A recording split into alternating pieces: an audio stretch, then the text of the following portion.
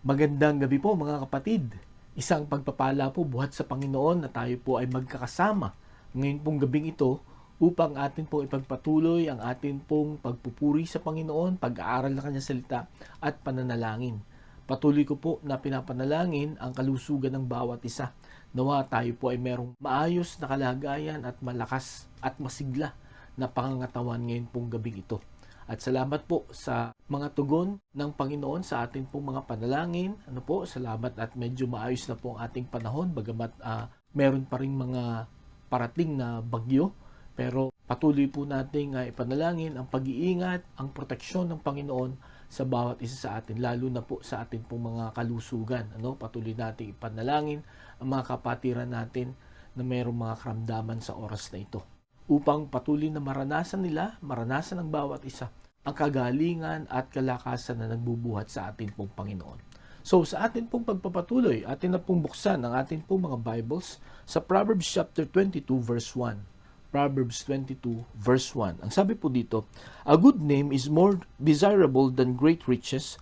To be esteemed is better than silver or gold." Pagpalain po ng Panginoon ang pagkabasa ng Kanyang salita, tayo po ay manalangin. Panginoon, salamat po sa oras na ito na inyong ibinigay sa bawat isa sa amin. Salamat po sa lakas, sa buhay, at sa kaligtasan. Salamat po, Panginoon, sapagkat lagi mo kaming tinuturuan buhat po sa inyong salita. Sa gabing ito, tinataas namin ang aming pag-aaral. Dalayan ko po na maunawaan namin ito at maisagawa namin po sa amin pong buhay. Makita namin ang kahalagahan nito at ito'y maging bahagi ng amin pong pang-araw-araw na buhay. Sapagkat ng ito'y dalangin namin sa pangalan ni Jesus. Amen. Ayon po sa propertymail.com, ay meron daw pong 10 mga bagay sa ating pong mga tahanan na madalas nasisira. At itinatawag para ito ay ipa-repair. So, ang number 1 daw po ay aircon. Madalas ay hindi na lumalamig. Itong ating aircon ay dito pa naman sa ating pong bansa ay kailangan po natin ng aircon. So ito daw po ang number 1 na laging nasisira at kailangang i-repair. Ang pangalawa ay mga pinto. Ilan sa inyo ang hirap maisara yung pinto, or sira yung lock or anything about our doors.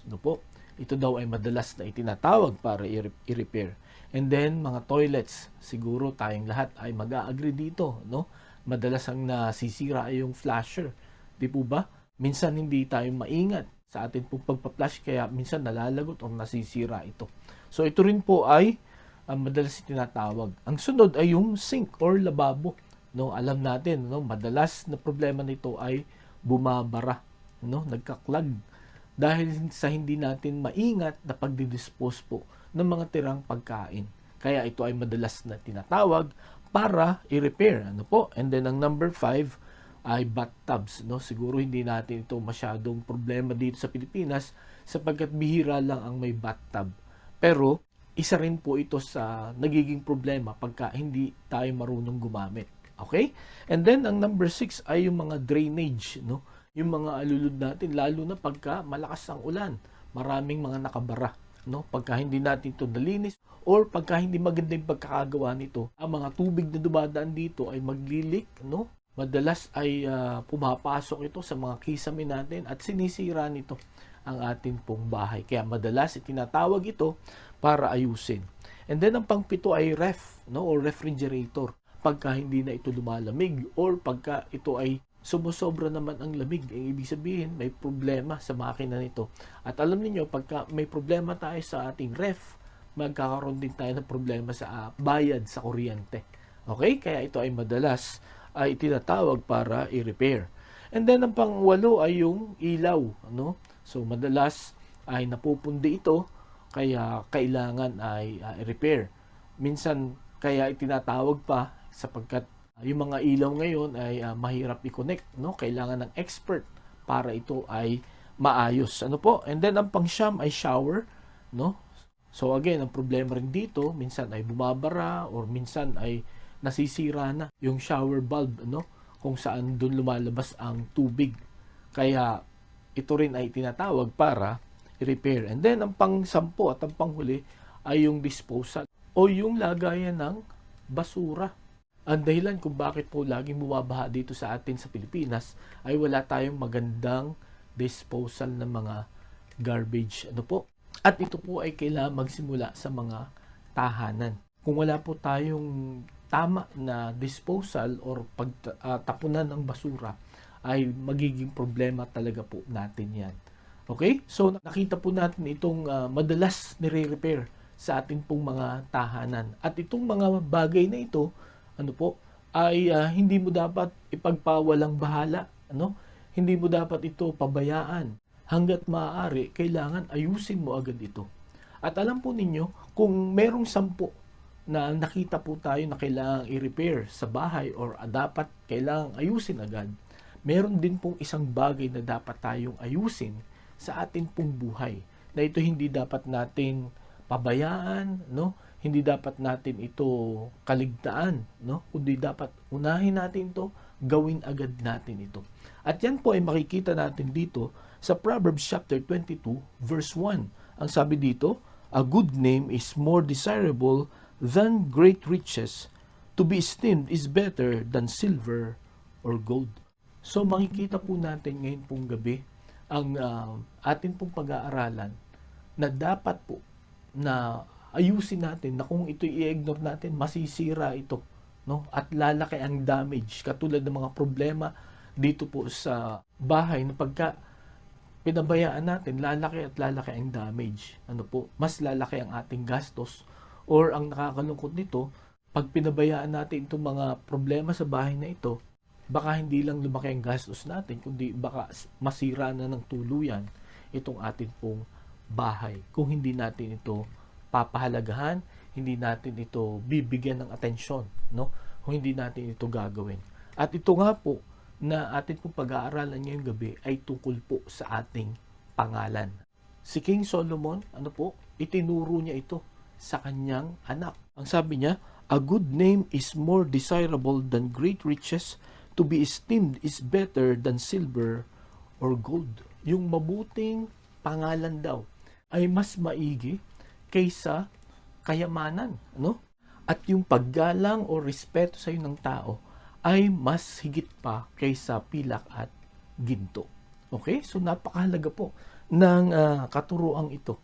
At kailangan po na malaman natin, maintindihan natin at maisagawa po natin sa atin pong buhay itong tinuturong ito ni Haring Solomon, hindi lang sa kanyang anak, no? Kundi sa atin pong lahat. Lalo na sa atin na sumusunod sa Panginoong Hesukristo. Kaya ngayong gabi, pinamagatan ko po ang atin pong pag-aaral, choose to have a good name. No? Choose to have a good name. Piliin po natin na magkaroon ng mabuti or magandang pangalan. Sapagkat dito po, kung babalikan natin itong talatang ito, pinapakita po dito ni King Solomon na merong 2 bagay na pinapahalagahan ang tao. Ito yung pangalan at saka yung kayamanan. Kaya lang, pag nagkasabay ito, ano ang uunahin mo, no, na ayusin? Okay? At ang sabi dito ni King Solomon, ayon sa pinakamatalinong tao, ang kanyang payo sa kanyang anak at ang payo niya sa ating lahat, we need to choose to have a good name. Because a good name is better than great riches. To be esteemed is better than silver or gold.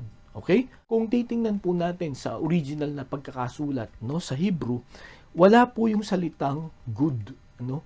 Ang nakalagay lang diyan, a name is more desirable than great riches. To be esteemed is better than silver or gold. Ano po? Ito po ay sinulat din ni Solomon dito sa Ecclesiastes chapter 7 verse 1. Ang sabi po niya dito, a good name is better than fine perfume, and the day of death better than the day of birth. Okay? A good name is better than fine perfume. So dito po pinapahalagan ni King Solomon.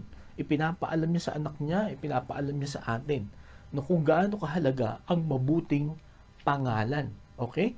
Na ito ay higit pa, no, sa mga mamahaling pabango, no? So ganito kahalaga itong topic na ito. Ganito kahalaga itong itinuturong ito ni King Solomon sa bawat isa sa atin sa gabing ito. Mahalaga po ba sa atin ang atin pong mga pangalan? papaano po ba natin inaalagaan ang ating pong mga pangalan? No po? Bakit po ito dinagdagan ng word na good? Sapagkat pagka ginamit nyo daw po yung pangalang name, no? Lalo na dito po sa verse 22, it is understood na ang tinutukoy dito ay yung good name, no? Yung kabutihan ng isang pangalan. At ang literal na tinutukoy po dito ay yung kanyang reputasyon. Yung pagkakilala, no po, sa pangalan na yon na binabanggit. For example, no, katulad ng pangalan ni Solomon, no? Pagka binanggit mo yung pangalang Solomon, nung panahon nila, ang una nilang iniisip ay matalino, mayaman na hari. Di po ba? So, pagka narinig yun ng mga tao, no, parating na si King Solomon, ano ang magiging reaction nila? Papaano sila kikilos? At ano yung treatment na ibibigay niya dito sa parating, no, na hari na ang pangalan ay Solomon? Ngunit kung ang isang tao, kung ang pangalan niya ay Ahab, no, o kaya ay Jezebel, no, bagamat hindi pa nabubuhay sa panahong ito itong si King Ahab at saka itong si Jezebel, pero all throughout history, no, pagka narinig ito ng mga tao, ng mga Israelites, no, alam nila, no, kung ano ang reputasyon ng mag-asawang ito, no. Hindi sila excited, no, na makita itong mga ito, hindi sila magbibigay ng papuri, no, hindi sila magsisigawan, no, para makita ang mag-asawang ito, sapagkat ang mag-asawang ito ay napakalupit, no, at talagang sila ay mga mamamatay tao. So makita po natin yung difference, ano. Makikita natin yung ibig sabihin dito ni King Solomon kung gaano kaimportante ang pangalan or ang mabuting reputasyon, no, sa isang tao. At sa gabing ito, mga kapatid, nawayan po ang sikapin natin sa biyaya ng Diyos no ma-develop po sa buhay po natin, no, habang naandito po tayo sa lupa, no, nawa magkaroon tayo ng mabuti, magandang pangalan or mabuting reputasyon. Hindi po sinasabi dito ni Haring Solomon na pag hindi maganda sa pandinig, no, ang tunog ng iyong pangalan ay palitan mo na. Palitan mo ng mas maganda. Hindi po. Ang point po dito, no, now yung pangalan natin, no, kahit na hindi siguro kaaya-ayain sa iba, no, yung character natin, no, yung pag-uugali natin at yung reputasyon natin, no, ay pagandahin natin para every time na naririnig nila yung ating pong pangalan, magkakaroon po sila ng magandang pagkaunawa dito. Okay, nakuha niyo po ako. So ngayon pong gabing ito, may dalawa lang tayong tanong na sasagutin. No po, ang una, why do we need to choose to have a good name? No? Bakit natin ito kailangan? Ang una, because this is our identity. Okay? Bakit kailangan nating piliin, no, kaysa kayamanan ang magandang pangalan? Sapagkat ito po ang pagkakakilanlan sa atin. Okay, gusto ko pong balikan natin itong talatang ito. Bakit sinabi ni King Solomon dito na mas mahalaga ang mabuting pangalan kaysa kayamanan? Sapagkat nung unang panahon, maraming nagko-compromise, no? Katulad nung kanyang anak, no? Nung si Rehoboam na naging hari, ang sinunod niya na payo ay yung payo ng kanyang mga kabarkada, no? Hindi yung payo ng mga matatanda. Ang payo ng mga matatanda, no, maging maunawain ka, lalo na sa mga matatanda, no? Wag mong masyadong pahirapan sa pagtatrabaho ito. Pero ang sabi ng mga kabarkada niya, kaedada niya, hindi, mas maging malupit ka. Taasan mo pa yung tax, no? Kailangan makakuha ka ng maraming pera. Okay? So ganun ang nangyari kay Rehoboam.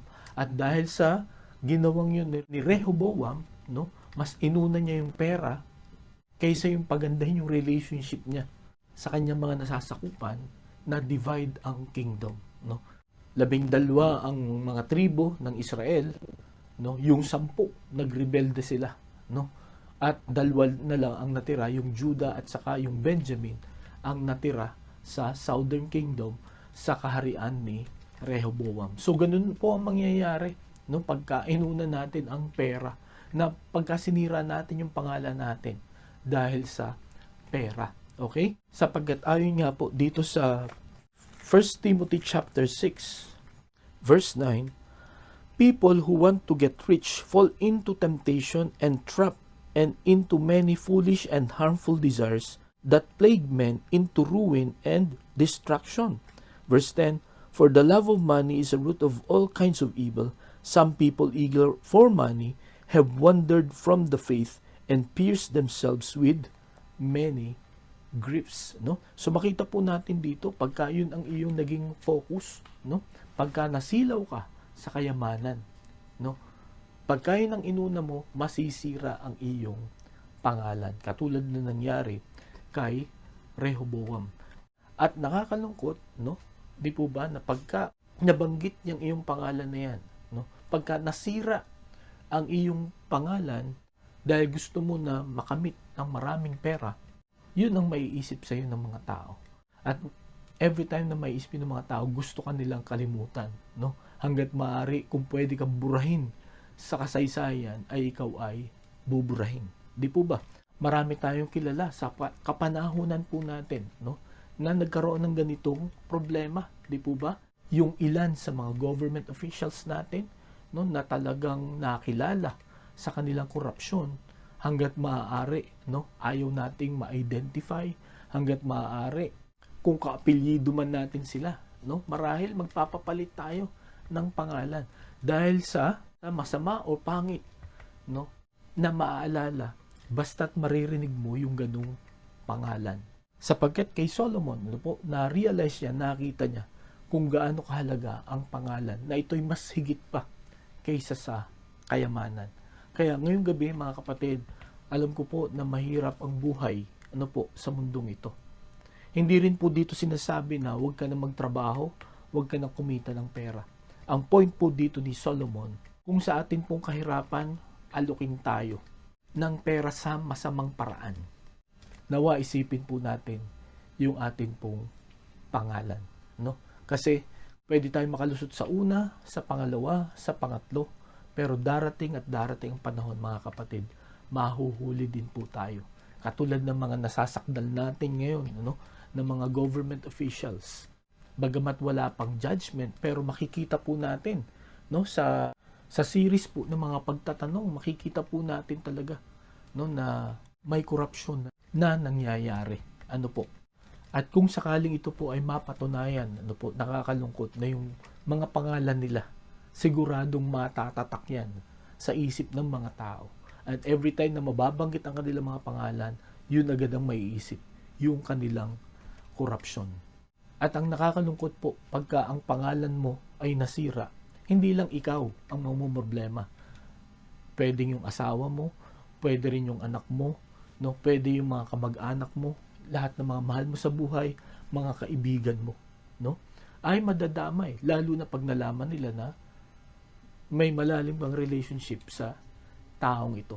Kaya ito po ang makikita natin sa karunungan ni Solomon. Kailangang alagaan po natin ang atin pong pangalan. Kung meron po tayong pagsisikapan na ayusin, ayun po ay ang ating reputasyon, ang atin pong pangalan.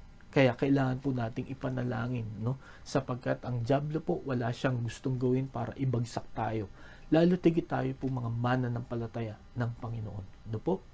As I've said, no, mahirap ang buhay, pero salamat sa Panginoon dahil may pangako siya that He will always provide for our needs. Ano po? So yun po ang una na makikita natin kung bakit mahalaga na piliin natin, no, yung magandang pangalan, because it is our identity, no? So sa paanong paraan kaya nyo gusto na makilala tayo? Di po ba?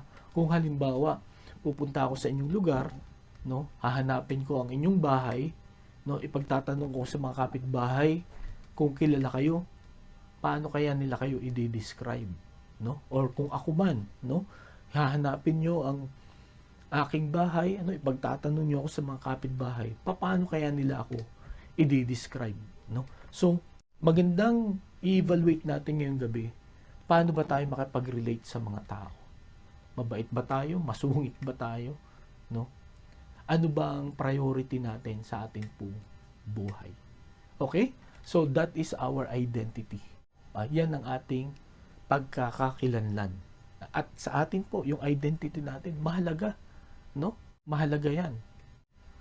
Hindi katulad ng iba na magaganda, pero gusto natin, no, na tama yung pronunciation, na natatandaan yung ating mga pangalan, na every time na naalala yung ating pangalan, di ba natutuwa po tayo. Pero nawa, yung kasunod nun or kakabit ng ating pangalan, no, ay maganda. No? Maganda ang ating reputasyon sa ating family, sa ating community, sa ating church, at maging sa ating bansa. Ano po? Yan po ang sabi ni King Solomon. No? You choose to have a good name. So, kumusta po ang ating mga pangalan ngayon? Meron ba itong magandang reputasyon? Ang pangalawa na makikita po natin kung bakit sikapin natin maging maayos, maging maganda ang ating pangalan, hindi lamang because it is our identity, but it is also for our productivity. Ano? Pagka maganda ang iyong pangalan, no, you will be productive. No? Pagtitiwalaan ka ng maraming mga tao. Di po ba? At pagka hindi maganda ang iyong reputasyon, for example, pagka ikaw ay laging nagbabayad ng utang, lagi kang pauutangin, di po ba? Pahihiramin. Pero pagka ikaw ay yung nangungutang ng walang bayaran, no? Pagka narinig ng mga tao yung pangalan mo, ano, at nalaman nila na ganun ka, pagka ikaw ay nangutang ulit, sigurado walang magpapautang sa atin. Di po ba? So, ito pong tinuro ni Haring Solomon na ito ay makakatulong for our productivity. No? People will trust us. No? People will help us. No? And people will promote us kung meron po tayong magandang pangalan. Katulad po sa mga naghahanap ng trabaho. Di ba meron diyang mga referrals? Ano? So, ibibigay mo yun, yung pangalan, saka yung kanilang phone number. At tatawagan nila yun. Ano? Kung talagang mapapagkatiwalaan ba talaga itong taong ito. At pagka sinabi ng mga tinawagan na yun, no, na, so isa yung basis, no, para ikaw ay matanggap. So, because of your good name, ano, you will experience productivity. You will be blessed. Okay? At maging sa atin pong kaligtasan, mga kapatid, napakahalaga na kilala natin at isa lang yung pangalan na alam natin na magbibigay sa atin ng buhay na walang hanggan. At yun ay ang Panginoong Hesukristo. At pag nasa atin ang Panginoong Hesukristo, no, ang pangako niya, ang utos niya sa atin, ay ito, makikita natin sa John 14, verses 13 and 14. Ang sabi niya, "And I will do whatever you ask in my name, so that the Son may bring glory to the Father. You may ask me for anything in my name, and I will do it." No? So, dito, makikita natin kung gaano kahalaga ang pangalan, lalo tigit ang pangalan ng Panginoon na tinanggap natin, no, bilang sarili natin tagapagligtas. Na pagka tumawag tayo sa Ama, humiling tayo sa ating Ama sa pangalan ng Panginoong Hesus, ay gagawin niya yun. No?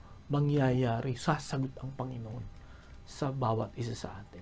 So, yun po, makikita natin yung blessing ng Panginoon sa bawat isa sa atin because of the name of the Lord Jesus Christ. Ano po? At ang isa pang blessing na meron po tayo, no? Makikita natin sa Galatians chapter 3 verse 29, na sabi dito, "If you belong to Christ, then you are Abraham's seed and heirs according to the promise." Okay? So katulad po ng mga anak ni Abraham, no? Meron pong blessing na nag-aantay sa atin because of the Lord Jesus Christ. Because of the name of the Lord Jesus Christ. Kaya mga kapatid, ngayon pong gabi, nagkaroon tayo ng magandang pangalan, no, sa harap ng Diyos. Okay? Because of the Lord Jesus Christ. Pagpapalain tayo ng marami ng Panginoon, no? Gagabayan tayo, tuturuan tayo ng Panginoon because of the Lord Jesus who is in our heart. At naniniwala ako ngayong gabi na meron din po tayong kakayahan na ayusin, pagandahin itong ating reputasyon, itong ating pangalan because of the Lord Jesus Christ. Tutulungan niya po tayo. Okay? Kung susundin natin ang kanyang mga instruction, magiging maayos po ang ating pong pangalan.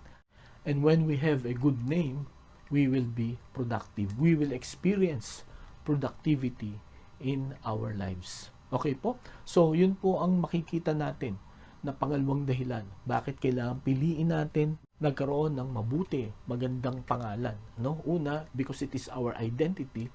Secondly, for our productivity. At ang pangatlo, for our legacy, no? Para sa ating ipapamana. Okay? Meron pong isang article na nabasa ako. A good name is forever, no? It will last forever. Riches are temporary. Okay? So dito po sa tinuturong ito ni Haring Solomon, bakit mas mahalaga ang mabuting pangalan?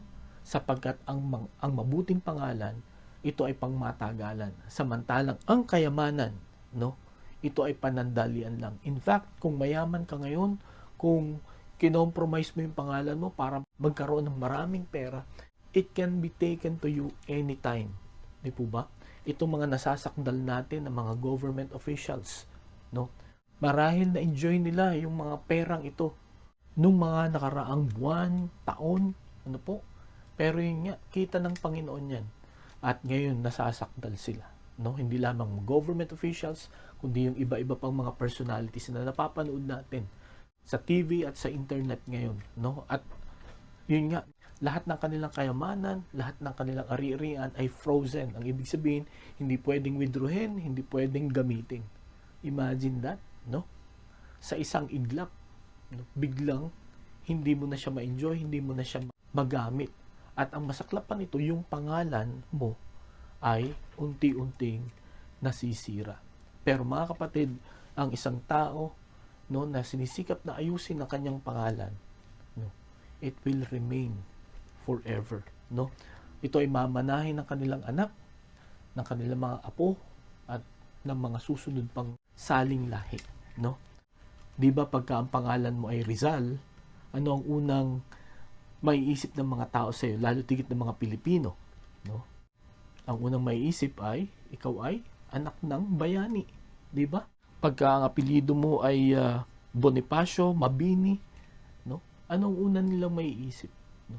Meron kang magandang pangalan. Yung iba na mga magagaling sa basketball, pagka Kobe o kaya Lebron ang iyong pangalan, 'di ba? Ang expected ay dapat magaling kang mag-basketball. Sapagkat itong mga pangalang ito, inalagaan nila yung kanilang mga pangalan. At kung sakaling wala na sila, katulad ng mga bayani natin, ang tagal na nilang nawala, ano? More than 100 years na. Pero basta't mabanggit yung kanilang pangalan, at kung ikaw ay kanilang kapangalan, no, maganda ang tingin nila sa iyo because of what they did in the past, no? So, ganun katindi po kung aayusin natin, pagagandahin natin ang ating pong pangalan, no? Hindi lamang ito makikilala, hindi lamang ito pag-uusapan, hindi lamang ito gagayahin, no, sa panahon natin, kundi hanggang sa mga susunod na mga henerasyon. At yan po ang gustong malaman ni Haring Solomon ng kanyang anak na si Rehoboam, at tayo rin, no, na pagka maging maayos po ang ating pangalan, sikapin natin na maging mabuti ang ating pangalan, ang ating reputasyon, no. It will last a lifetime, or it will last forever, no? Hanggang sa langit, yan na po ang ating magiging reputasyon. Kung maalala nyo si Abraham, no? Sa langit, yun pa rin ang kanyang pangalan. Si Isaac, no? Si Jacob na naging Israel, yun pa rin ang kanilang mga pangalan hanggang ngayon. Sila ay nasa langit na. At yung kahulugan ng mga pangalang yun, yun pa rin ang mga kahulugan nun. At kahit sila ay nasa langit na, habang pinag-aaralan natin, habang nababasa natin ang kanilang mga buhay sa Biblia, yung mabuti nilang ginawa, ano po, ang atin pong nakikita.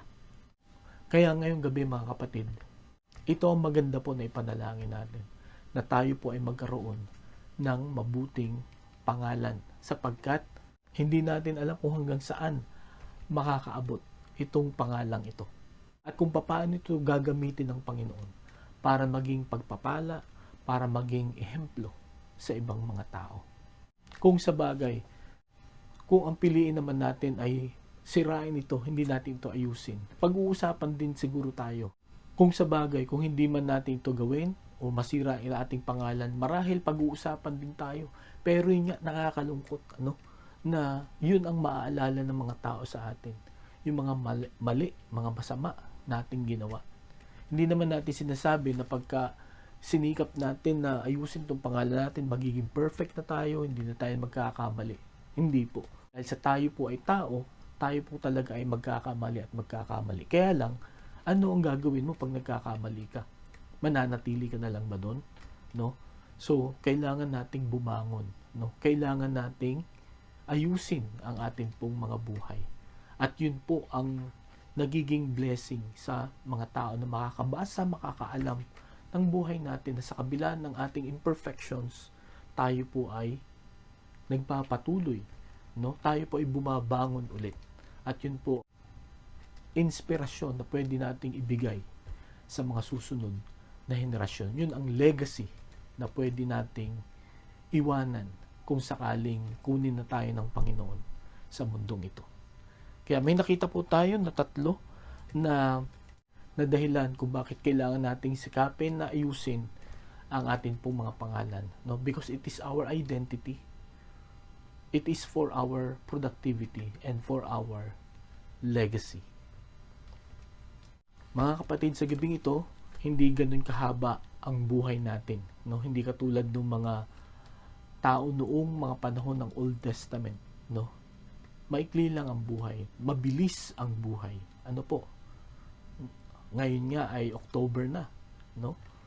At matatapos na ang 2024. Pero mga kapatid, kumusta ang buhay natin? Ano ang ginagawa natin sa ating pong buhay? Paano tayo nakikirelate sa mga tao? Ngayong gabi mga kapatid, para po magkaroon tayo ng magandang pangalan, sundin po natin ang Panginoon. Gawin po natin ang kanyang iniuutos sa atin. Ang sabi po ni Haring David sa Psalm 119 verse 9, "How can a young man keep his way pure? By living according to your word." Paano natin maaayos ang ating pong buhay? Paano tayo makakaiwas sa mga pagkakamali? Kailangan po nating ipamuhay ang salita ng Diyos. Yun lamang po ang paraan para ma-restore natin, ma-regain natin yung magandang pangalan natin. Bumalik tayo sa Diyos at sumunod tayo sa lahat ng kanyang iniuutos sa atin. At kung ganun po ang ating gagawin, ito pong mga dahilan kung bakit ninanais ni Solomon na unahin natin na pagandahin ang ating pangalan ay mararanasan po natin. No? We will have a good identity. We will be productive. And we will have a good legacy. Nawa mga kapatid, sa biyaya ng Panginoon, let's always choose to have a good name. Tayo po'y manalangin.